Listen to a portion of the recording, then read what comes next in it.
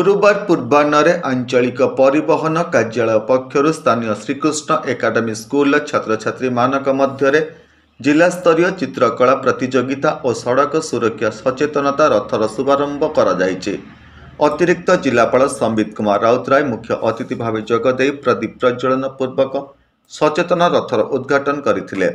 पिलामानक द्वारा सड़क सुरक्षा सचेतनतार प्रसार हेबा सह दुर्घटना को कम जाई पारिबो बोली अतिरिक्त जिलापाल मतव्यक्त करथिले।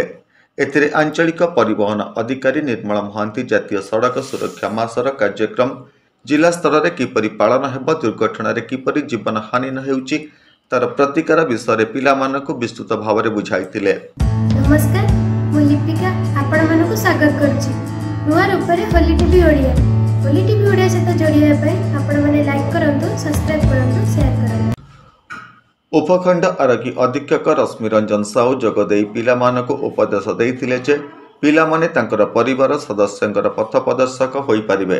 सदा सर्वदा घर गाड़ी नहीं गला बेले हेलमेट पिंधिबे एवं मोबाइल फोन व्यवहार न करिया पई दृष्टिगोचर करि पारियो बोली मतव्यक्त करथिले। उक्त कार्यक्रम में जिला शिक्षा अधिकारी निरंजन बेहेरा, विशिष्ट शिक्षाविद डॉक्टर सुरेंद्र त्रिपाठी, नवोदय विद्यालय अध्यक्ष श्रीकृष्ण महापात्र, श्रीकृष्ण एकाडेमी प्रधान शिक्षक रमाकांत पति पिलामानक मध्य सचेतनता वार्ता देइथिले।